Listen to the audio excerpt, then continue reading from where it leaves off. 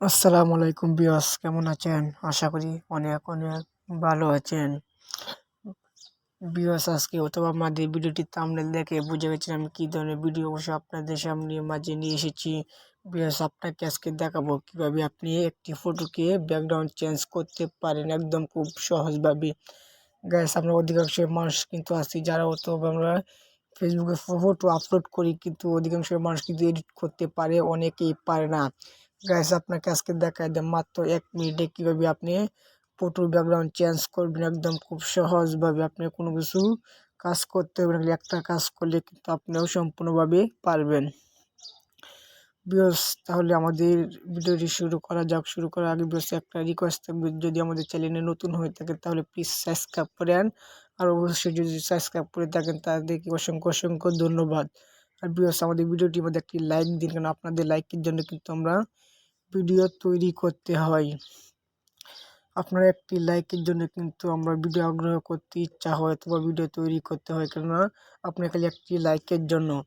Guys, সম্পূর্ণ আমাদের ভিডিওটি অবশ্যই দেখে টেনে টেনে দেখলে কখনো আপনিও বুঝতে পারবেন না। সম্পূর্ণ আমাদের ভিডিওটি দেখেন আর অবশ্যই ভিডিওটি একটি লাইক করে দেন।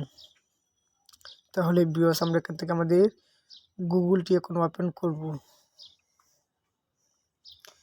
ভিউয়ার্স, গুগলটি ওপেন করলাম। ওপেন করার পরে ভিউয়ার্স, এখান থেকে আমরা কি লিখবো? Remove BG, R E M, remove BG. Remove BG রাখলাম। ভিউয়ার্স, এখান থেকে যে আমাদের উপরে অপশনটি দেখেছেন, এই অপশনের উপর আমরা কি করব? এটার উপর আমরা ক্লিক করব। ক্লিক করার পরে এখান থেকে অনেকগুলো ওয়েবসাইট চলে এসেছে। যাক, আমরা প্রথমত যে ওয়েবসাইটে আমরা কাজ করব সেই ওয়েবসাইটটি আমাদের উপরেই থাকবে, রিমুভ ফটো ব্যাকগ্রাউন্ড। এটার উপর আমরা ক্লিক করব।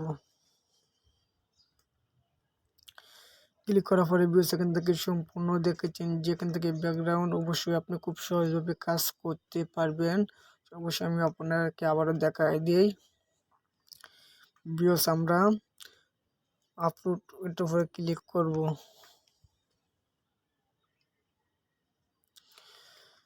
ক্লিক করার পরে ভিউয়ার্স, এখান থেকে আমরা ফটো অথবা সিলেক্ট করতে হবে। যখন আমরা এখান থেকে আমাদের ফটোটি নিয়ে নিব।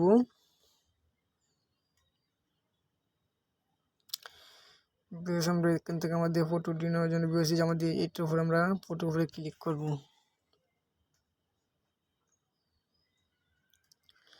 একটু ওয়েট করি।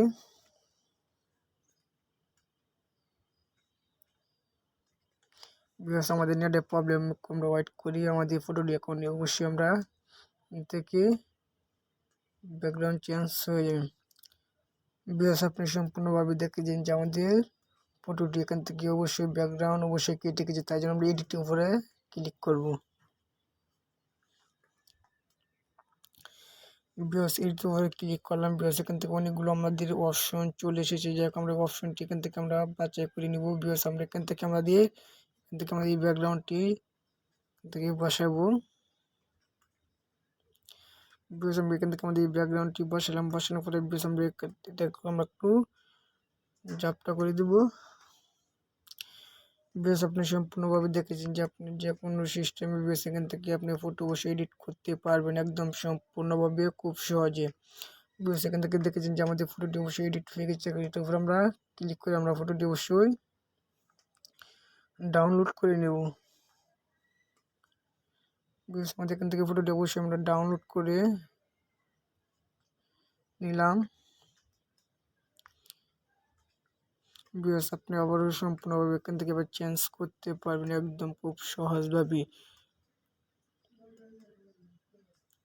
ভিউয়ার্স, তাহলে দেখে বুঝে গেছেন কীভাবে মাত্র কয়েক মিনিটে অবশ্যই আপনি এখান থেকে ফটো অথবা ব্যাকগ্রাউন্ড চেঞ্জ করতে পারেন। আপনি যে কোনো ফটো অথবা ব্যাকগ্রাউন্ড এখান থেকে সহজভাবে চেঞ্জ করতে পারেন। গাইস, এছাড়া আমার জানি যে এছাড়া কোনো ব্যাকগ্রাউন্ড অথবা চেঞ্জ করার মতো যে কোনো অ্যাপসের থাকে, অ্যাপসটি ওই ব্যাকগ্রাউন্ডটি অবশ্যই অনেক ভালো, কারণ এই ওয়েবসাইটে খুব সহজভাবে আমরা এখান থেকে আমরা এডিট করতে পারি। আপনি খুব তাড়াতাড়ি এডিট করতে পারবেন আর খুব সহজভাবে আপনি যে কোনো ব্যাকগ্রাউন্ড এখান থেকে বসাতে পারবেন। গাইস, তাহলে এই পর্যন্ত ছিল আমাদের ভিডিওটি অবশ্যই ভালো লাগলে লাইক করে দেন। আর আপনার কোনো মতামত থাকলে কমেন্ট করে জানাতে পারেন।